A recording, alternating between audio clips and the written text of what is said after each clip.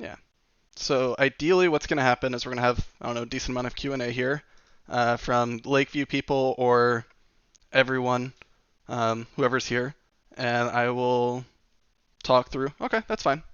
We'll start in a second. But I'll talk through questions, answers. I might go on little tangents. It's entirely possible.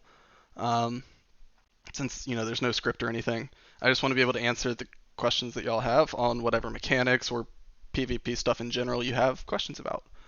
Um, Ideally, what's going to happen is I'm trying to record this right now, and what I would like to happen, and hopefully will happen, is this will be recorded, and I'll eventually actually add it to YouTube itself, so that anybody that wants to come back and re-review everything, I'm going to try and put timestamps in the description so that you can just link to whatever questions that you want answers to in specific.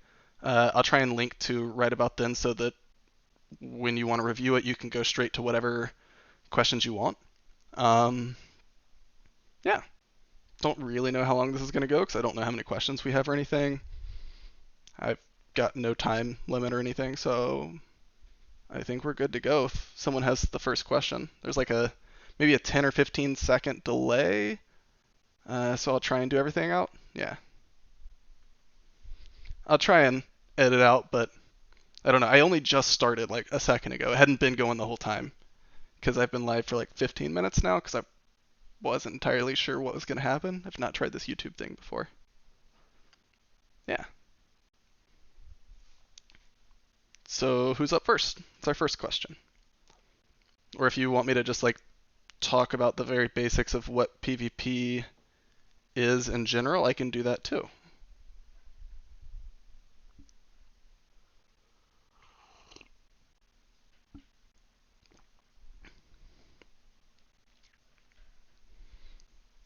Cool. Um, so the when to switch versus when to take a charge move or something. I don't know. I'm I didn't really have a broad start to this. I'll probably get into that, Oda, but I feel like that's going to end up coming up as more of a part of something else. Um, because that's kind of hard to like just immediately start off answering because it depends on a lot of different situations. Um, yeah. I guess if I don't. Cool. So when a new tournament theme is announced, where do I start team building? Uh, I have questions about how to factor in attack when considering ideal IVs. Now that it's the charge move tiebreaker. All right, cool. So we've got a decent number of questions. A lot of questions on IV stat spreads, and CMP. All right, so I'm going to answer your question in a slight roundabout way. I'm going to get there.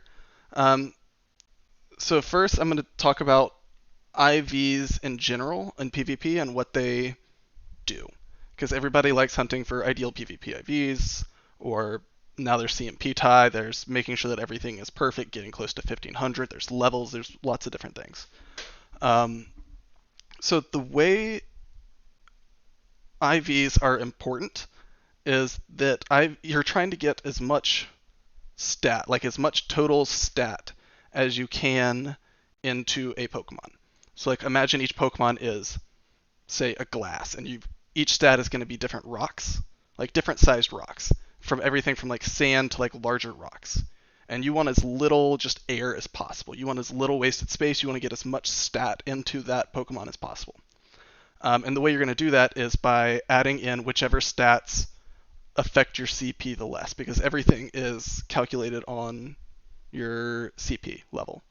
Um, that's what happens when you've got these lower Great League like CP levels, I guess, requirements. So what's going to happen is the way your CP is calculated, attack adds more to your CP than HP and defense do, which means that in order to get as much total stat into your Pokemon, you need a lower attack and a higher HP and defense. Generally, defense is preferred because defense will do more to reduce the damage coming in, whereas HP will give you maybe 1 or 2 HP overall. And gaining 1 or 2 HP is nice.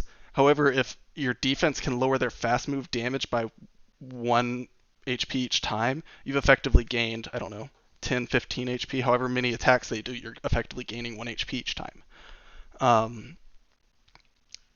However, that's not necessarily the end all be all. So while it is nice to say that, it's awesome that it happens, it doesn't actually affect all that much. Like when it does happen, it's important, but like it's not the most important thing. Using a bad IV Venusaur is still better than using a good IV Ivysaur. They're very similar Pokemon, but Venusaur is just better. You get Frenzy Plant. Having access to Frenzy Plant makes all the difference in the world there. And honestly, the IV spread rarely comes in handy. Think how often you die because you're at like 30% HP and you take a charge move and it kills you. Your IVs would never affect that.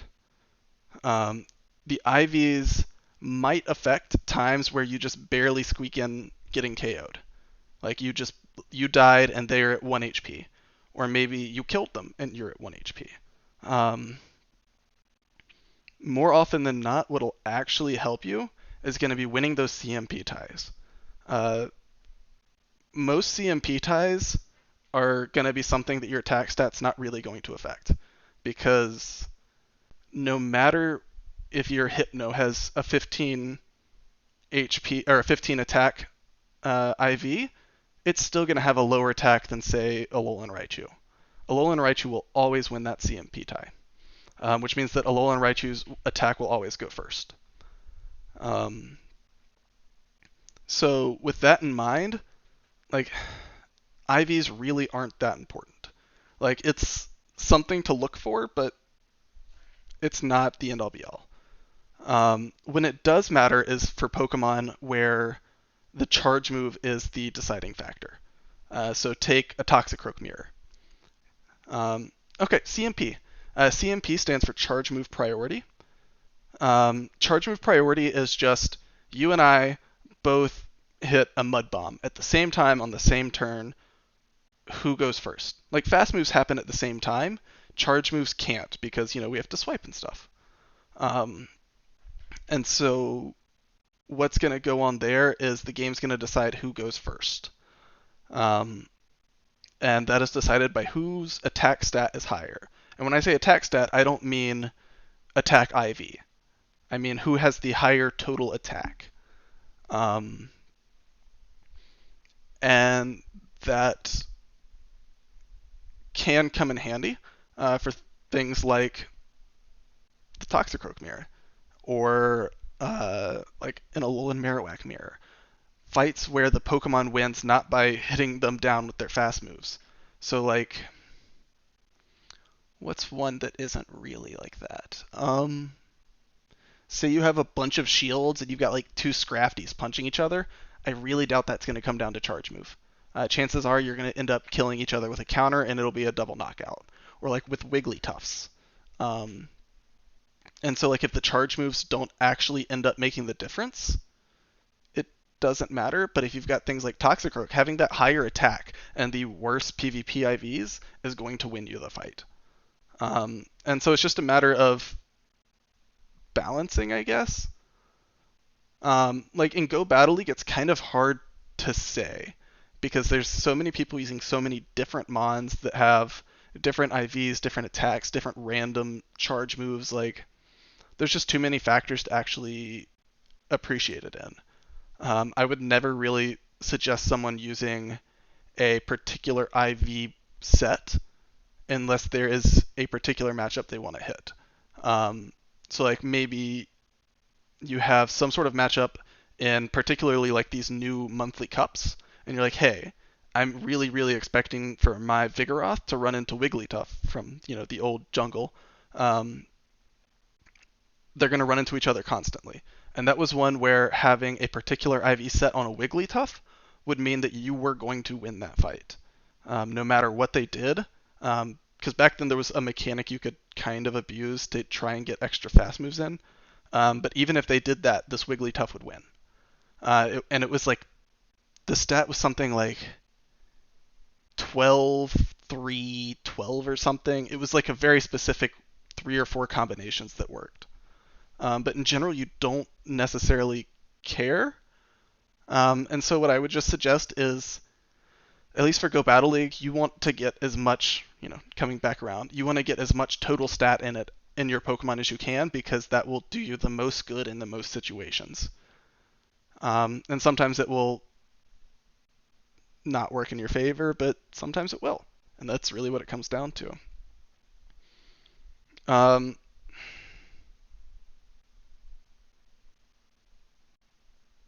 Sure. So, as in response to David's question, like figuring out which of these are very IV dependent, it's really hard to figure that out, honestly. Because most matchups, like you can look and sim them via PvPoke or like read, because I don't really sim pretty much anything, but I know a lot of people do. And so you can read on maybe Go Stadium or Go Coliseum where people are discussing things. The Silpharina subreddit, people really love to like take deep dives into particular IV matchups. If there's people doing that work, I would just suggest kind of coasting off of that. But in general, things don't tend to match up very well. Like, it's rare that outside of your lead matchup, that you have Pokemon that start on even footing.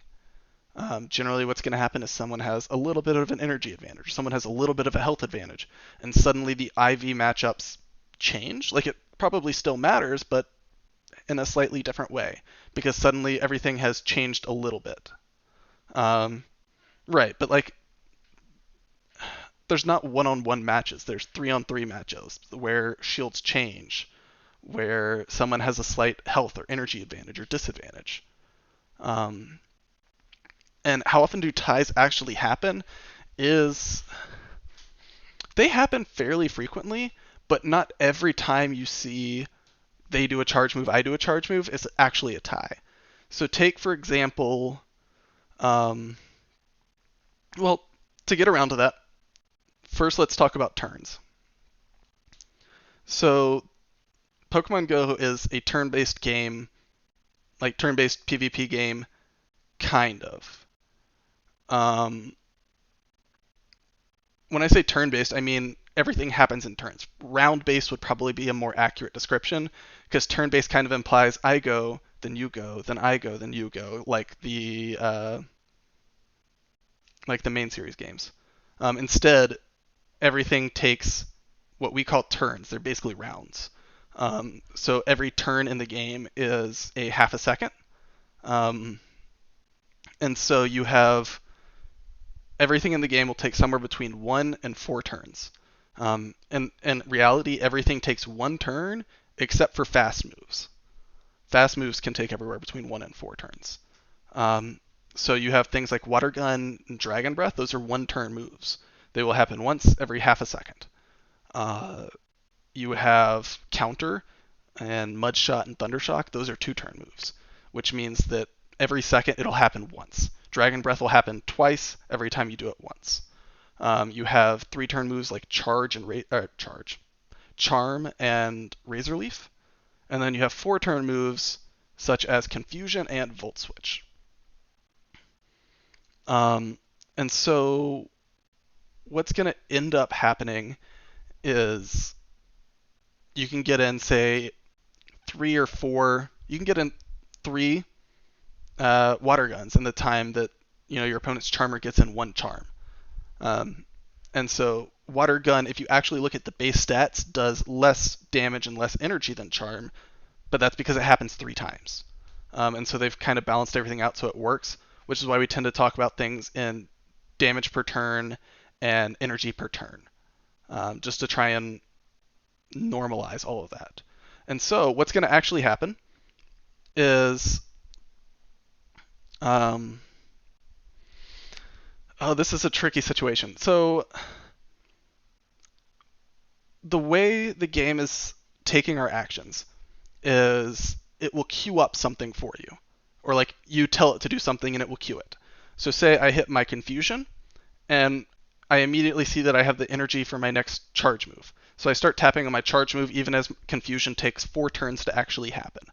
The damage doesn't get applied until the last turn of something. So damage for 1 turn moves happen immediately. Damage for confusion, you'll see the energy right as the animation starts, but your opponent doesn't actually take damage until turn 4. So what ends up happening is a charge move will automatically end a fast move. So what you might see as a CMP tie isn't quite that. So let's say I'm running, I don't know, Lantern into a Hypno. My Lantern does 1 water gun and I've got that Thunderbolt. I throw that Thunderbolt right as that Hypno has thrown his confusion, and he's already tapping that Thunder Punch to hit me back. So what's going to happen is I'll do my Thunderbolt or whatever, and then as my move is finished, the next turn will be when I get hit by the Hypno's Thunder Punch. So like the way the animation looks in the game is what you'll see is it'll look like it's kind of the camera will kind of pan back a little as if you're going to do another fast move, and then it'll kind of zoom back in to do your charge animation. That's the animation that you see for happening. And that goes into a much longer discussion, maybe later in the video, on how to efficiently use your fast moves to get as much value as possible. Because charge moves, switching, and there's something else that takes a turn. Anything that's not a fast move takes 1 turn, but it does take time in the game. And damage is applied at the end of a turn, so there's ways to kind of abuse that. I don't know if you've ever tried swapping out on something that's maybe confusioning you, and you see the Pokemon you just swapped in taking the damage. So like you actually have a little bit of time if you're running a Toxicroak who's going to just melt to a Hypno. You have a little bit of time to respond because you don't have to swap out before they do confusion. You have to swap out before they end confusion. And that way, whatever you swap in takes the damage for you. Though I think has been some weird maybe bugs with that before where you start taking double damage. I've seen it once or twice. I'm not entirely sure what's going on with that. So hopefully I answered your question. Let me see if I double check everything.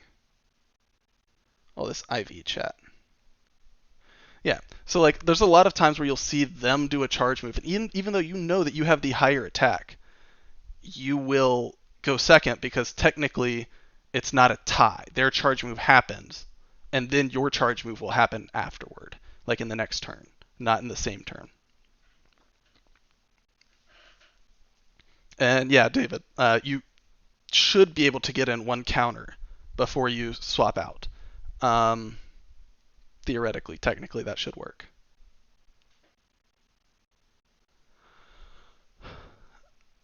Overtapping. So that's actually an interesting thing. Technically, overtapping is not a thing. So, like, it is something that was fixed. It is currently a bug. It is on the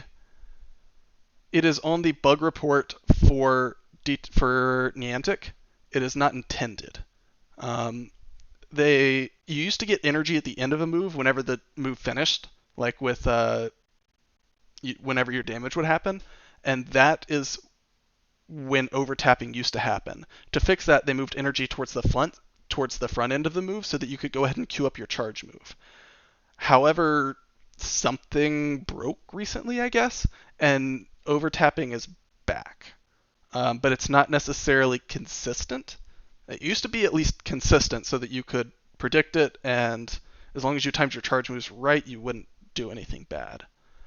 That is not the case anymore, and it seems to be something that was unintended.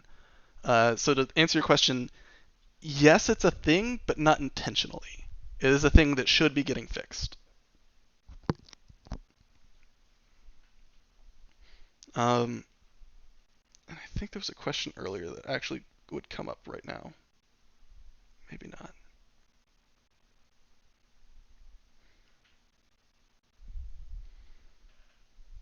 Cool. Um, yeah. So I know asked something a second ago about where do I start whenever a new cup is announced. Like, how do I decide what I'm gonna run? Um, Generally, the first thing I do is I start looking at whatever the PvP like PvPoke sims say. Like they'll have like a ranking list, and the ranking list will. All right, I'll answer that in a second, ODNQ. Um, so what I'll look for is what I think should be good, like what mons are just tanky and have good charge moves, and those usually are all at the top. Um,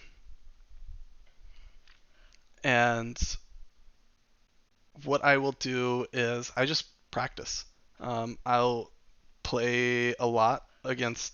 I try and do as many fight against as many people as possible.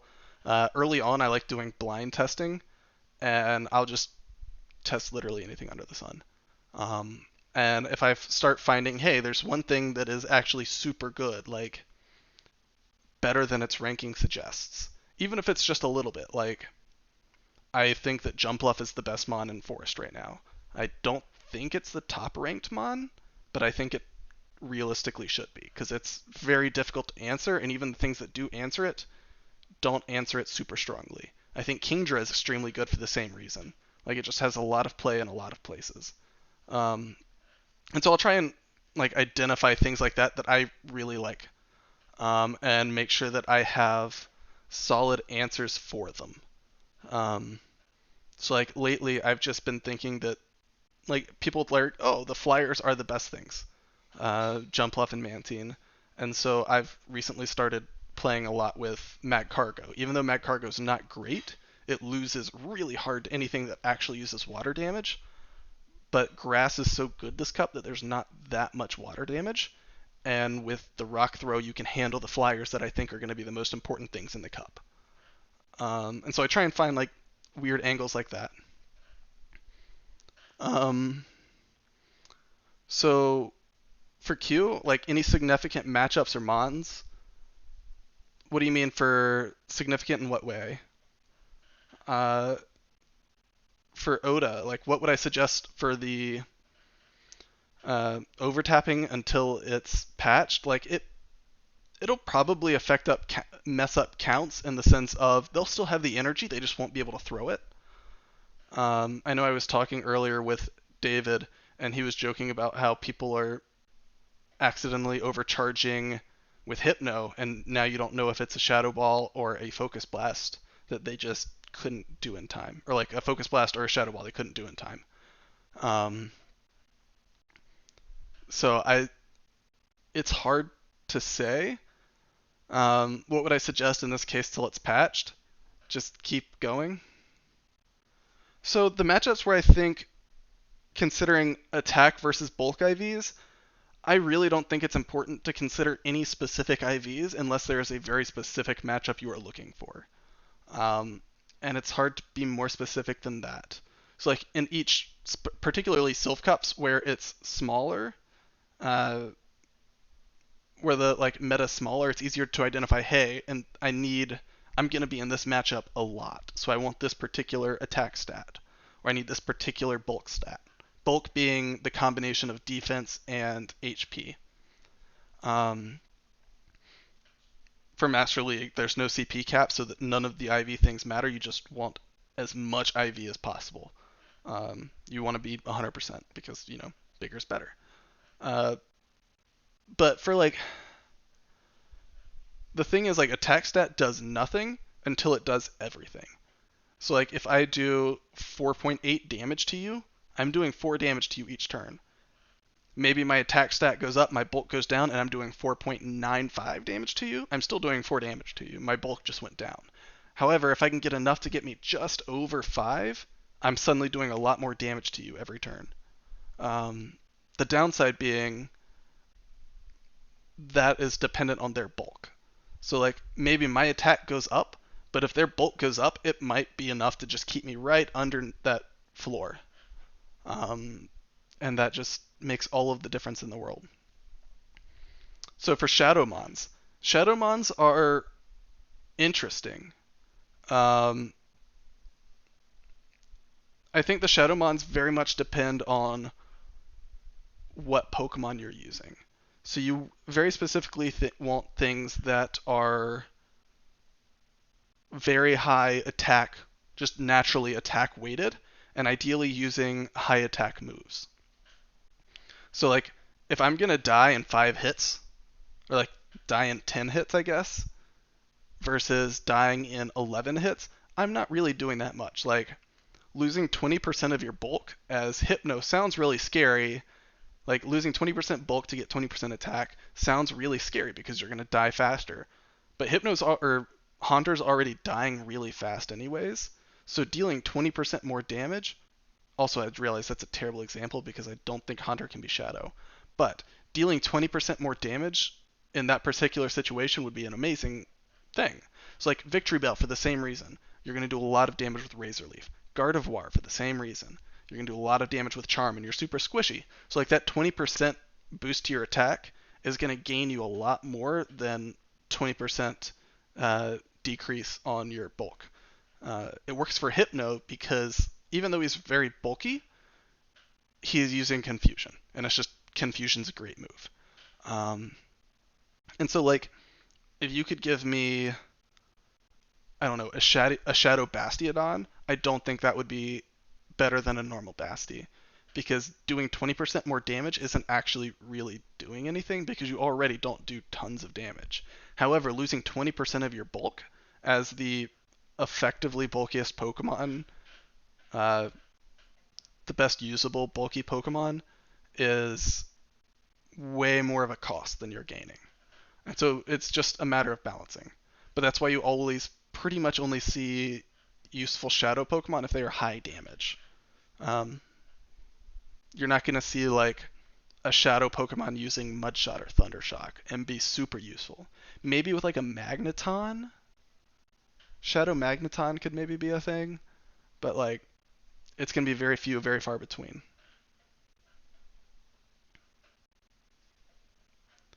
Um, yeah. So I'm going to go, I guess, slight tangent here while I'm waiting for other questions to come in. Oda asked right at the beginning when to know whether to shield or whether to take a move. Um, and a lot of that's just going to come down to each matchup. And even then, it depends. So, like, if you know that your opponent, say you're running Altaria into your opponent's Whiscash, and it's all looking at you, and they've been charging up for a long time, you kind of have to just guess. Because that could be a Blizzard, which will one-shot you, or it could be a Mud Bomb, which will do basically nothing to you. And you just, that's baiting. Sometimes you're going to get it right, sometimes you're going to get it wrong.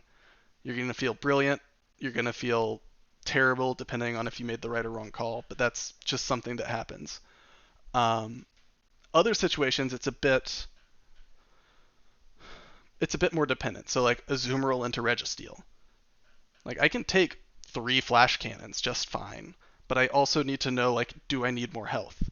Um, I know I was watching some videos yesterday from someone, and like there were perfectly reasonable situations where you would shield, um, but like it might be better to save your shields later. So like keeping a large amount of health on something can be really cool, except for the fact that sometimes it's just not going to work. Or like it'll be fine, but it could be better. So like keeping a lot of health on my Azumarill could be really good, but if I have, a shield advantage, maybe that shield advantage would be better with a different Pokemon. And so in this case, I know that they had Sableye in the back. And so they had 2 shields over their opponent. They had perfectly reasonable shield usage. They could block some solid moves with their Azumarill, or they could have Sableye with 2 shields against an unknown Pokemon in the back. And it's just that with 2 shields, Sableye pretty much doesn't lose. You have Wigglytuff is about it. Like, it's just hard to beat a Sableye that has 2 moves because it's just generally very good. In which case, a lot of those situations are a lot more of you'll practice and it'll happen. Um, I'm a big fan of watching other people do things and trying to emulate. Like, see, hey, maybe that didn't work for them, or maybe it did. Or if you maybe don't have necessarily the experience to pick out, hey, this was the right thing, this was the wrong thing, you can always ask someone. I'm always happy to help. There's tons of talent, at least in the Chicago area, that are very good, and they'll be very friendly. They're happy to help. Hey, like, this seems like a good use of your shield, or, we just fought in the DTC tournament. Do you have any tips? Is there anything I did wrong? I mean, those seem like perfectly reasonable things to ask. They may not tell you, but a lot of people will. So going back to efficient use of fast moves. So I'm gonna take a real quick sip here.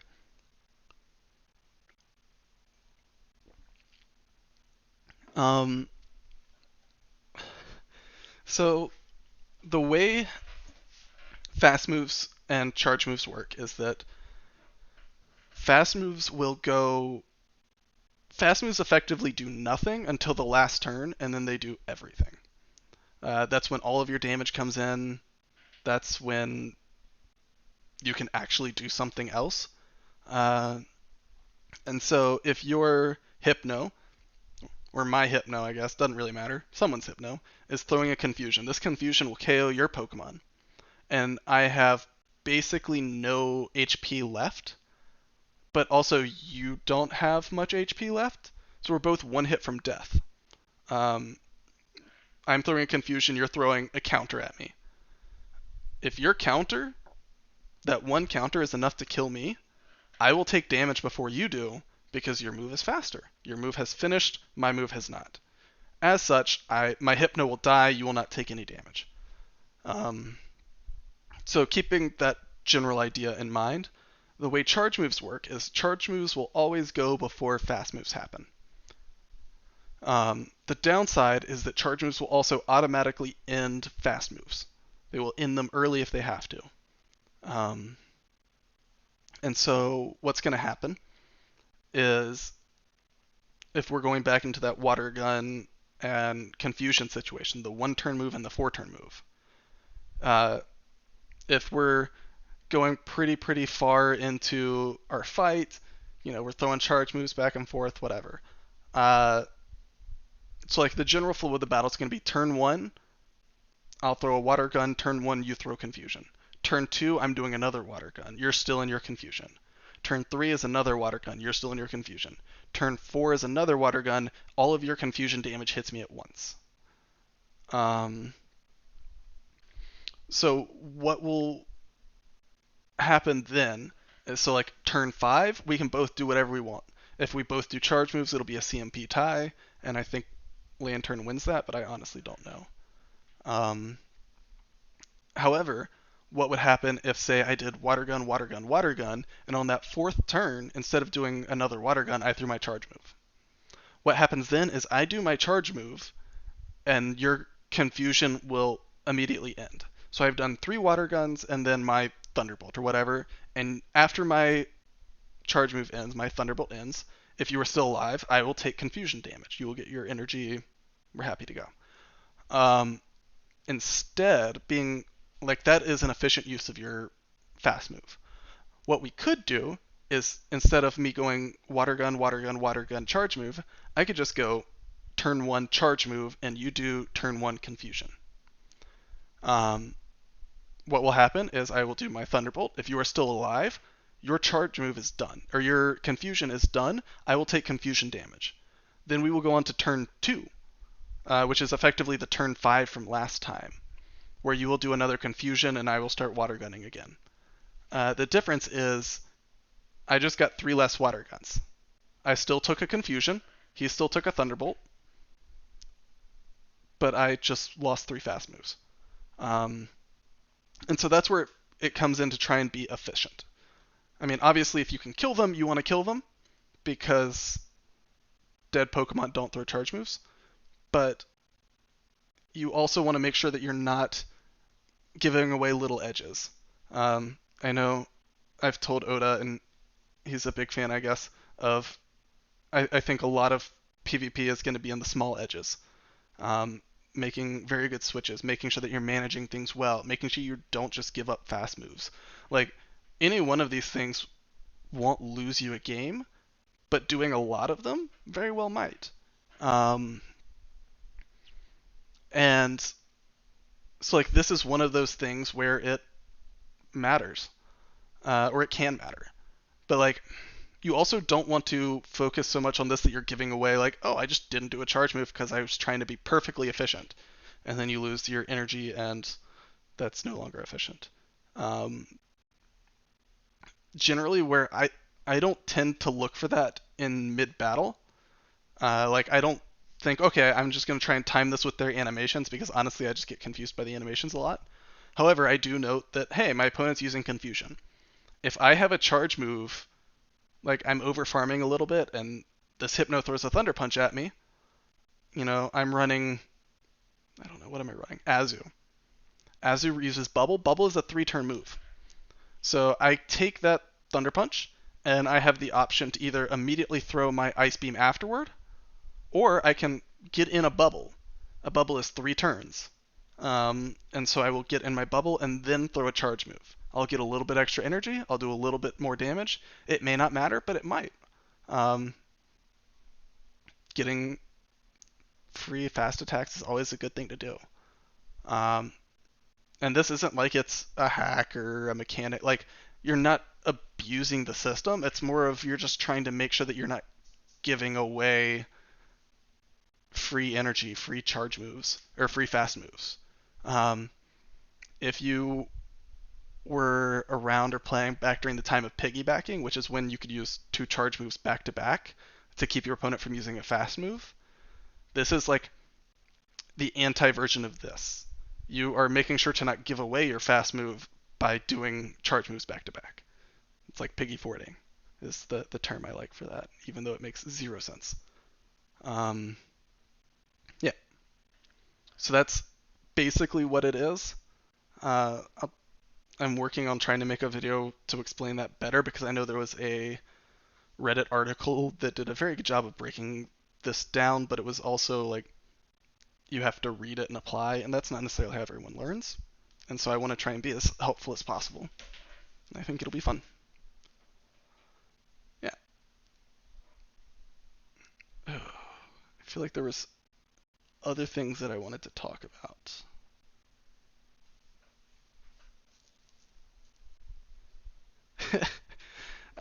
Yeah, so I can talk about like GBL and matchups and the way things work with that, I guess a little. Long story short, it's confirmation bias. Um, so Go Battle League is, as far as I know, matching people randomly. Like, I seriously doubt Niantic has wasted their time making some sort of algorithm that looks at what 3 you're bringing and tries to match you based on what Pokemon in what order versus someone else. Because that just seems ridiculous. That seems like a waste of time. Like, I guess you could theoretically do it, but it doesn't make sense. However, sometimes you're gonna lose. Like, I firmly believe that uh, 20 to 30% of your matches, short of your opponent really messing up, you're gonna lose. That's just you're hard countered. Like, maybe you get lucky and do something cool, but honestly, you're gonna lose. It just happens. Sometimes you gotta take your beatings.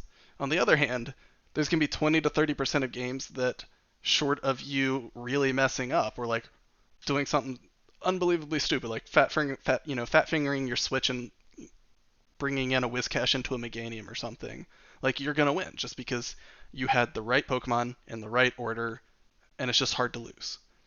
And that leaves what 50 to 60, 50 to 40%, 40 to 50% of the matches where what you do matters. Like everything always matters, yada yada yada, but like there's 40 to 50 to in how you actually fight where it's going to make a difference. Um, and so a lot of that is going to be you need to be able to know your team. Uh, some advice that I don't follow, but I honestly should because it's good advice, is find a team and just stick with it. Don't swap your order up. Don't swap anything up. Run it through a set or three. Just keep going. Sometimes you're going to lose because you're going to have terrible matchups. Sometimes you're going to win because you just let a Toxicroak into a Bastiodon and their other Pokemon are like Shiftry and Registeel for some reason. And like, you're just going to win. Congratulations. And then other times, like, they just have the exact perfect counter. And it's very important to not take those kinds of matchups to be indicative of your team. Um, so it's hard to say like, oh, I'm always getting matched up terribly, when in reality, like, if you were to like record and go back and watch your videos, you can probably see a lot of times where like, oh, like make an actual spreadsheet or like write down what's going on, and you'll see that hey, a lot of these weren't necessarily unwinnable. Maybe I made a bet on what they had in the back and I bet wrong. I've done that plenty of times where I'm like, okay, I've got two Pokemon that I can swap to. Both are fine, and it really just depends on what they have in the back. Do they have a Victory Bell in the back, or do they have a Registeel in the back? And maybe I should have saved that Skarmory because they had a Victory Bell, because why would they have a Victory Bell? Um, yeah, Niantic thought Aggron was a good raid mon, so like I really doubt they're doing that. I sometimes do, Ryan. Right now, I'm having a bad habit of swapping constantly, which is not good. Um, what I've done in the past is I'll find one line that I think is very good. Sometimes I'll just lose because they led the perfect mon into me, but like I stuck with Meganium, uh, Bastiodon, Whiscash for a very long time because it did really well. Oh, hey Roka, welcome, man. Um, and so like along those lines, being familiar with your line is going to help you a lot, especially if you're using something that's not Altaria, Azumarill, Registeel. Like, if you're using something slightly odd, people might uh, just not know what to do. Like, some people don't know what moves Pokemon have. Uh, Using Mew. Mew is not necessarily the greatest Pokemon. However, no one knows what moveset your Mew has, and that can lead to people making mistakes where you can steal a win. Um, Today I swapped around a lot, and I think it kind of punished me because I just wasn't super familiar with my team. Um, so being familiar with your own line is going to make a big difference. And along those same lines, I'm a big fan of planning to lose every lead. Like, I'm not trying to lose the lead whenever I go into a fight, but like I assume, hey, I'm leading Meganium. If they lead Skarmory, what do I do? Like, I've got plenty of time to think on my feet if they're leading with an Azumarill, because I won the lead. Congratulations, me. Um, but if they lead Skarmory, I need to get out of there fast. And so if the Pokemon in the back are a Basti and a Whiscash, I need to be familiar with, hey, if I swap to Basti, am I going to lose because they've got a fighter? Should I swap to Whiscash and try and get a slightly more neutral matchup? Like, it's not great, but it'll let me eventually get my Bastiodon safely on the Skarmory unless they have a grass Pokemon. Um, and so those are just lines that you'll eventually get more comfortable with as you fight with your line more. So yeah, mastering your own line I think is a very important thing. So about my thoughts on the Premier Cup. On the Premier Cup in specific, I don't really have thoughts because I honestly don't know what it is. Like, I just haven't been paying attention. It's like non-mythical, non-legendary Master League, right? I've not really looked at what's in it. We'll see what comes on. But on the idea of the Premier Cup, of them implementing a restricted meta in uh, Go Battle League, I am a very big fan of. because like I love Sylph leagues. I think it's really nice and refreshing to be have a bunch of different mons and a bunch of different metas. Um, and so like it's great. Even if it is blind, I prefer being able to see my opponent's stuff, but like I think it's an improvement. Um, so like I'm a big fan of that particular style of thing. Like I hope that they do that for Ultra League. I hope that they have assorted metas for Great League. Like getting rid of legendaries doesn't really help that much. For Great League, you get rid of Registeel. What other legendaries do people use? Cresselia? That's really it in Great League. You don't see much, but like I do like all of those things. Um, yeah, so like grinding the battle part of PvP poke.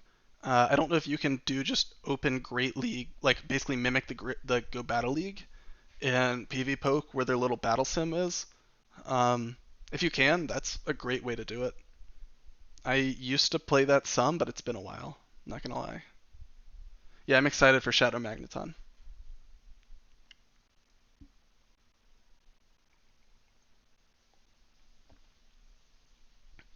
Also, it looks like the latency is getting a bit worse because I seem to be about 20 to 30 seconds ahead of the rest about of like where I see the chat is. Oh yeah, Defense Deoxys, right. Um, what other questions are there? Oh, a question might have been before the recording even started. Very early on, someone asked me how I decide, like in Sylph Cups, where you've registered 6 Pokemon to take into a tournament. Every fight you take 3 of those 6. You will see your opponent's 6, but you don't necessarily know what 3 they're bringing in until mid fight. Um, so what? How do I decide? What do I just go what I think will be good for them? Do I think they're going to bring in a certain thing, and so I just counter that super hard? And a lot of it just depends. Um, there's some people or like some teams that I'm like, hey, I know exactly what you're gonna do because I've seen this team before. I happen to see that a particular strat was making its way through YouTube or Reddit recently, and your team is running it. I'm gonna pick on Zell here and talk about back in the Sinister Cup. It was maybe a week after I think Toshi had put out an article about Water Gun, or maybe it was Confusion Slowbro, and so it was a really tricky line, and it could be very abusive, like the general meta, um, because it had some weird matchups. However, I saw Zell was running it, and I just kind of assumed that he was going to run that strat. And so when you know what your opponent's going to do, you can make a great call against it. Um, in this cup, if you see that like most of your opponent's Pokemon or like most of my Pokemon are weak to one particular Pokemon, I can guarantee my opponent's going to bring it. I don't necessarily know if they're going to lead it because it looks like a really good lead, or if they're going to save it as a safe swap because there's not much that counters it. That's something you just kind of have to guess and hope for. Um, but you need to like I try and be prepared for, hey, this is what's going to happen. The way I end up building is I'll try and find probably the 2 best Pokemon that I think will be in a fight, like versus someone. I'll pick, oh, like I'm 90% sure that they're going to play this Pokemon. I'm going to bring its counter. And then I'm going to bring one other Pokemon that I think might be just generally very good. Um, and so I will bring both of those two, and then I will try and look through their team with these uh, 2 Pokemon and be like, okay, this Pokemon, the 6th Pokemon, I can't actually, I can't answer. Like these 2 Pokemon just lose to it, and so I'll have to bring in a third Pokemon that would give me some coverage. Or maybe I'll be like, okay, these 2 cover everything. Maybe I have some sort of read, or maybe I'll bring in something else that's just generally fairly safe, and we'll go from there. Um, so how to visually see that a tie is happening? Uh, that can be a bit trickier. So One is just knowing that, hey, I know that my fast moves animation was not yet done, but I'm getting ready to use a charge move, and they get off a charge move, you just kind of know. But the actual visual cue for it is they will do their charge move, and you will see your camera kind of pan back a little bit as if it's on its way to like the normal back view for doing your fast moves. Um, and then it'll pan back in. So it'll get like halfway towards fast move camera and then move into your charge move camera. Uh, and that is how you see that a tie isn't happening. How you see a tie is happening, you can't. Um, you just kind of have to know that, hey, like these things lined up. Like I'm pretty sure that my charge move should have happened and then their charge move happened. Um, and so you can't really tell. You can assume that if you're not going first, that you lost the CMP tie, um, which can, along that same line, is telling what to do when you're losing a CMP tie or what to do when you're winning a CMP tie. So let's say I lead Toxicroak, you lead Toxicroak, and we're just countering, countering, countering, countering. If we both throw Mud Bomb as soon as possible, whoever's Mud Bomb goes first is gonna win that fight. Um, so like even though Toxicroak can take one Mud Bomb, it can't take a second one, or it can't take the consequent counters. Um, and so you know that, hey, I just won the CMP tie. They didn't seem to overfarm. They just also threw it. It was like literally just a CMP tie. Um, and so you know that your opponent, that you are going to win this matchup because it's going to come down to the Mud Bomb and you are going to go first. So as long as you invest the same number of shields as your opponent, you will win. And you have the advantage of throwing your charge move first, so you'll know if they decided to throw invest a shield or not. You don't have to put yourself at some sort of shield disadvantage. Um, the abusable part of this, or like the way you can kind of take advantage, is if you are losing. So like you say, you know that the first mud bomb is a CMP tie, your opponents went first. As you're building up, you can watch the little bar. I don't really count fast moves because there's just so many and I get confused. But you can kind of watch the bar incrementally fill up the charge move. And so when you are filling up, like the last counter that you know is going to fill up that mud bomb, you also know that your opponent's is the exact same. So what you can do is go ahead and queue up a switch. Switches happen before charge moves do. And so ideally what'll happen is even though you're giving up switch advantage, you'd have been giving it up anyways by losing the lead. Hopefully they are worried about continuously winning CMP ties because they're kind of priced into that.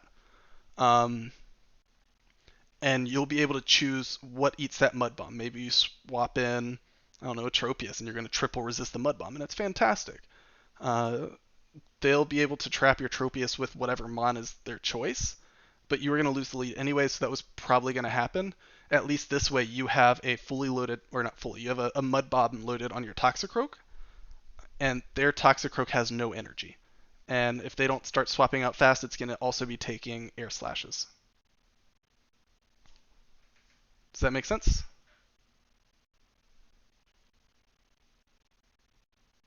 Hopefully that works.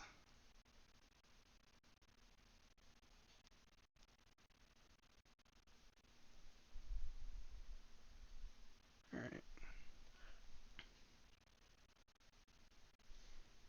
Cool. Any other questions? Looks like the stream's kind of buffering and being a little slow, which is annoying, but it is what it is.